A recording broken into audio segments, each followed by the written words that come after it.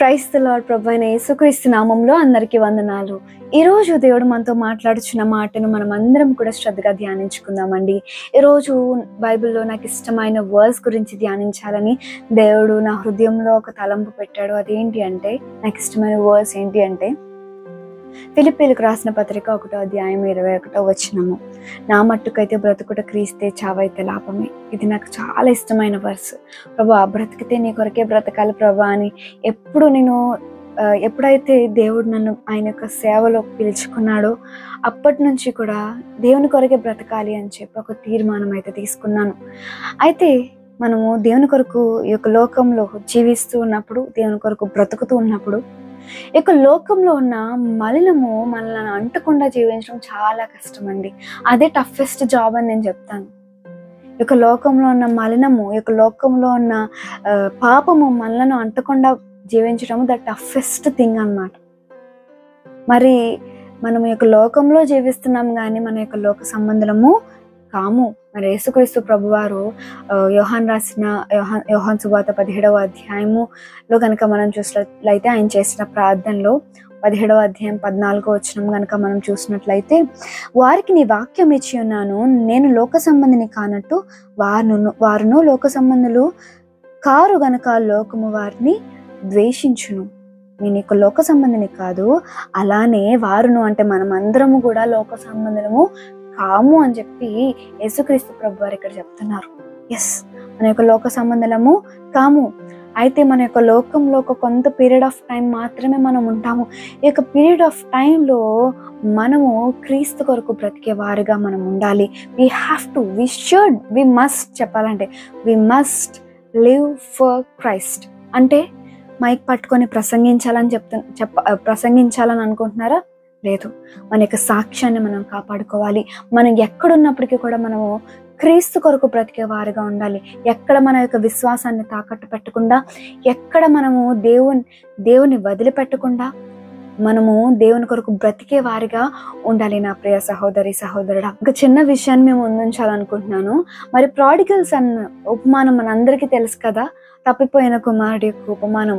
అయితే ఒకసారి నేను అది ధ్యానిస్తున్నప్పుడు ప్రాడిగల్ సన్ ఒక మారే తను తండ్రికి విరోధకరంగా నడిచాడు, తండ్రిని వదిలి వెళ్ళిపోయాడు, మళ్ళీ రిపెంట్ అయ్యాడు, మళ్ళీ వెనక్కి వచ్చాడు, రిపెంటెన్స్ పొందుకొని వెనక్కి వచ్చాడు, తండ్రి చేర్చుకున్నాడు. ప్రాడిగల్ సన్ జీవితంలో కనుక మనం చూసినట్లయితే తను ఒక్క మారే తండ్రి దగ్గర నుంచి వెళ్ళిపోయినట్లు మనకు కనబడుతుంది. కానీ మన యొక్క జీవితంలో మనం చూసుకుంటే అనేకమైన సార్లు ఏ పాపాన్నైతే మనం విడిచిపెట్టామో మరలా అదే పాపం చేస్తూ, దేని కొరకైతే ప్రభువా నీ యొక్క శక్తిని దయచేయని ముందు రోజు ప్రార్థన చేస్తున్నాము, తర్వాత రోజు మరలా అదే పాపాన్ని చేస్తూ, అదే పాపాన్ని కొనసాగిస్తూ, మరి ప్రాడిగల్ సన్ ఇంకా చాలా బెటర్ మనకన్నా చెప్పాలంటే. మనం ప్రాడిగల్ సన్ కన్నా చాలా హీన దశలో ఉన్నాం మనం. అంటే ప్రాడిగల్ సన్ ఒక్క మారే తండ్రి దగ్గర నుంచి వెళ్ళాడు, రిపెంట్ అయ్యాడు, వచ్చాడు. మనం ఎన్ని మార్లు మనము రిపెంటెన్స్ అడుగుతున్నాము, ఎన్ని మార్లు మరలా అదే పాపంలోకి వెళ్ళిపోతున్నాము, అనేకమైన మార్లు కదండి. నా ప్రియ సహోదరి సహోదరుడా, ఈ యొక్క లోకంలో ఉన్న మలినాన్ని అంటకుండా జీవించడం చాలా కష్టం అని చెప్పాను కదా. ఎప్పుడు కష్టం అంటే అది మన శక్తి మీద ఆధారపడి మనం జీవిస్తున్నప్పుడు. అదే మనం దేవుని యొక్క శక్తి మీద ఆధారపడతాము అంటే, చాలా మంది అంటారు, నేను ప్రార్థన చేస్తున్నాను, దేవుడు నాకు శక్తి ఇస్తున్నాడు, కొన్ని రోజులు చాలా ఫైరీగా చాలా బాగా ఏ పాపంను అంటకుండా నేను జీవిస్తున్నాను. కానీ కొన్ని రోజుల తర్వాత సాతానుడు మరలా నన్ను అదే శోధనతో మరలా నన్ను శోధిస్తున్నాడు అని చెప్పి. ఎందుకు అంటే దేవునితో టైం స్పెండ్ చేయకపోవడం వల్ల. ఎస్, దేవునికి టైం ఇవ్వకపోవడం వల్ల. ఎందుకంటే దేవునికి హైయెస్ట్ ప్రయారిటీ ఇవ్వకపోవడం వల్ల. ఎప్పుడైతే మనం దేవునికి హైయెస్ట్ ప్రయారిటీ ఇస్తామో, ఎప్పుడైతే దేవునితో ఎక్కువ ప్రయాణిస్తామో, ఎప్పుడైతే దేవునితో ఎక్కువ టైం స్పెండ్ చేస్తామో, ఖచ్చితంగా మనము మరలా ఈ యొక్క పాపంలోనికి మనం పడము. దేవుడు అటువంటి శక్తిని అనుగ్రహిస్తాడు. మనం ఎప్పుడైతే దేవునికి దగ్గరగా ఉంటామో అప్పుడే మనకి శక్తి వస్తుంది. You know what, some times God will test us. కొన్నిసార్లు దేవుడు మనల్ని పరీక్షిస్తూ ఉంటాడు. I just want to share my testimony with all of you. ఏంటి అంటే, మరి మీలో చాలా మందికి తెలియకపోవచ్చు, అదేంటి అంటే నేను జాబ్ కూడా చేస్తున్నాను, ఐఎమ్ వర్కింగ్ నౌ. అయితే నేను వర్క్ చేయడానికి గల కారణం ఏంటంటే I just want to know the world. ఆ యొక్క మాట మీద నేను వెళ్ళాను. ప్రభా, నేను ఇప్పుడు వరకు I'm under my father shadow. నేను మా యొక్క ఫాదర్ షాడో కింద ఉన్నాను. ఈ యొక్క లోకము, ఈ యొక్క ప్రపంచం నాకేమీ తెలియదు. I just want to know అని చెప్పేసి నేను దేవుడిని అడిగాను, ప్రభా నీ చిత్తం అయితే జాబ్ని నాకు దయచేయి, లేదంటే నాకు వద్దు అని. అయితే దేవుడు ఆయనకు చిత్త ప్రకారం నాకు ఆ జాబ్ని ఇచ్చాడు. అయితే నేను జాబ్కి వెళ్ళి వస్తున్నాను. అయితే ఫస్ట్ ఫ్యూ మంత్స్ చాలా చాలా బాగుంది. చాలా దేవునితో ఇంటిమసీ అది కూడా చాలా బాగుంది. కాలేజ్కి వెళ్తున్నాను అండ్ అలాగే ఇంటికి వచ్చి మళ్ళీ దేవునితో మంచిగా టైం స్పెండ్ చేస్తున్నాను. కానీ కొన్ని రోజులు అయిన తర్వాత అప్పుడే మొదలైంది ఏంటి అంటే, బాగా అలసిపోయి రావడం వల్ల, అక్కడ మరి కాలేజ్లో టీచ్ చేయడం వల్ల, చాలా స్టాండింగ్లో ఉండడం వల్ల అలసిపోవడం వల్ల ఇంటికి వచ్చేసరికి నీరసించిపోయి దేవునితో ఎక్కువ టైం ఇవ్వలేకపోతూ దేవునితో కొంచెం ఇంటిమసీ తగ్గిందనమాట. ఎప్పుడైతే దేవునితో ఇంటిమసీ తగ్గిందో ఎవరు ఎంటర్ అవుతారండి? సాతాను ఎంటర్ అవుతాడు కదా, ఖచ్చితంగా ఎంటర్ అవుతాడు. నా పీస్ ఆఫ్ మైండ్ పోయింది. మరి కాలేజ్లో కొన్ని డిస్టర్బెన్సెస్, వర్క్ లోడ్, ప్రెషర్ ఇవన్నీ తట్టుకోలేక చాలా డిస్టర్బ్ అయిపోయాను. అయితే కొన్నిసార్లు వై లార్డ్, ఎందుకు ఇచ్చావు ప్రభా యొక్క జాబ్ అని అడిగిన రోజులు కూడా ఉన్నాయి. ప్రభా నేను నీ కొరకు బ్రతకాలి కానీ నాకు ఈ జాబ్ కాదు ప్రభా, ఎందుకు ప్రభా నాకు ఈ జాబ్ ఇచ్చావు అని దేవుడిని అనేక మార్లు అడిగాను. దేవుడు టెస్ట్ చేస్తాడు కదా. మరి నా కుమార్తె నేను బిజీ చేసినప్పుడు కూడా నా కొరకు బ్రతుకుతుందా లేదా, నాకు టైం ఇస్తుందా లేదా అని దేవుడు టెస్ట్ చేస్తాడా చేయడా? అఫ్ కోర్స్ ఖచ్చితంగా టెస్ట్ చేస్తాడు. మరి అలా టెస్ట్ చేసినప్పుడు దేవునితో నాకు ఇంటిమసీ తగ్గింది. మరి జాబ్కి వెళ్ళి రావడం వల్ల చాలా అలసిపోవడం వల్ల దేవునికి టైం పోయేదాన్ని. కొన్నిసార్లు మీకు ఒక విషయం చెప్పిన, కొన్నిసార్లు బైబిల్ రీడింగ్ కూడా స్కిప్ చేసిన రోజులు కూడా ఉన్నాయి. మీ అందరి ముందు ఒప్పుకొనిచున్నాను నేను అది. మరి అలాంటప్పుడు మనకి సాతాను అనేకమైన శోధనలు పెడతాడా? కోర్స్ ఖచ్చితంగా పెడతాడు నా ప్రియ సహోదరి సహోదరుడా. మరి నా ఏమేంటి? దేవుని కొరకు బ్రతకాలి అని ఏమో, దేవుని కొరకు జీవించాలి, అది నాకు ఇష్టమైన వర్స్ అది. అలాంటప్పుడు నా ఏమ్ని సాతానుడు తొలగించాలని చెప్పి చాలా ప్రయత్నించాడు. బట్ స్టిల్ దేవుడు పిలుచుకున్నాడు కదండి, ఆయన నమ్మదగిన వాడు కదా. మరలా నా హృదయాన్ని కలవరపరిచాడు.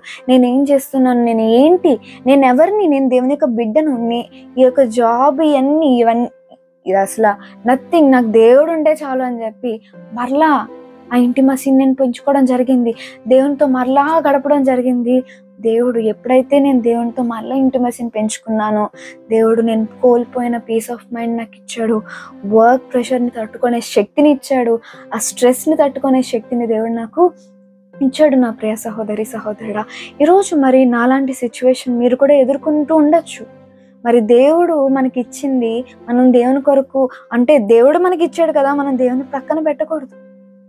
ప్రతి దాంట్లోనే కూడా మనం దేవుణ్ణి మనము ముందు పెట్టాలి.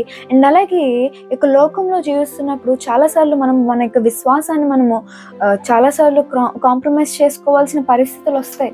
ఎందుకంటే కొన్నిసార్లు జాబ్ చేస్తున్నప్పుడు మన యొక్క ఫ్రెండ్స్ సర్కిల్లో చాలామంది నాన్ క్రిస్టియన్స్తో మనం ఉంటూ ఉన్నప్పుడు కొన్నిసార్లు విశ్వాసంలో కాంప్రమైజ్ అయిపోయే పరిస్థితులు వస్తాయి. నాకు కూడా ఎదురయ్యాయి. బట్ స్టిల్ ఎక్కడ కాంప్రమైజ్ అవ్వలేదు నేను, ఎక్కడ.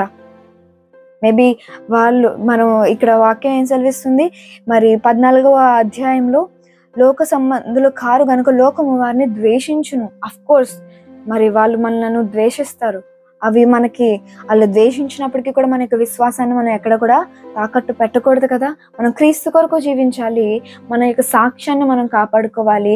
మనల్ని చూసిన వారందరూ వీళ్ళు దేవుని బిడ్డలు అని చెప్పుకునే వారిగా మనము ఉండాలి. నా ప్రియ సహోదరి సహోదరుడా, మేబీ మీరు కూడా దేవునితో ఇంటిమసీ తగ్గిందా? ఆ ఇంటిమసీ ఎప్పుడైతే తగ్గుతుందో మళ్ళీ పడిపోతాం పాపంలో. సాతాను మళ్ళీ ఎంటర్ అయిపోతాడు. ఆ యొక్క దేవునికి మనకి మధ్య చాలా దూరం చేస్తాడు. నా ప్రియ సహోదరి సహోదరుడా, దేవునితో ఆ ఇంటిమసీని పెంచుకుందాం. ఎప్పుడైతే దేవునితో ఆ ఇంటిమసీ పోతుందో సాతాను ఎంటర్ అయిపోతాడు. మరలా దేవునితో మరలా ఏకమవుదాము, దేవునితో ఎక్కువ టైం స్పెండ్ చేద్దాము, ఆయన కొరకు బ్రతుకుదాము, ఆయనని యొక్క లోకంలో చాటి చెప్దాము. ఇక వాక్యం దేవుడు మన అందరి జీవితంలో నెరవేర్చును గాక. ఆమేన్. అందరూ తలలు వంచినట్లయితే ప్రార్థన చేసుకుందాం. సర్వోన్నతుడా యేసయ్యానికి వందనాలు. ఈరోజు మీరు మాతో మాట్లాడిన వాక్యంను బట్టి నీకు స్తోత్రం. నీకు వాక్యం ఇచ్చిన ప్రతి ఒక్కరిని పేరు పేరున దీవించండి, ఆశీర్వదించండి. నీ కొరకు బ్రతికే వారిగా మమ్మల్ని నీవే తీర్చిదిద్దమని అడుగుచున్నాను ప్రభా. వినిచిన ప్రతి ఒక్కరిని నీవే దీవించండి. అనారోగ్యంతో ఎవరైతే బాధపడుతూ ప్రభా నన్ను స్వస్థపరచండి అని ప్రార్థనలో అడుగుతున్నారో ప్రభా, నీవే తండ్రి చేస్తే వారి యొక్క శిరస్సు మొదలుకొని అరికాల వరకు నీ యొక్క రక్తాన్ని ప్రోక్షించి నీ యొక్క స్వస్థతను ప్రభా నీవే వారికి అనుగ్రహించండి. వారి యొక్క విశ్వాసాన్ని బట్టి వారిని నీవే స్వస్థపరచమని అడుగుచు ఈ ప్రార్థన యేసుక్రీస్తు ఘనమైన నామంలో ప్రార్థించి అడిగి వేడుకొనిచున్నాం తండ్రి. Amen. God bless you. Have a blessed day and live for the Christ.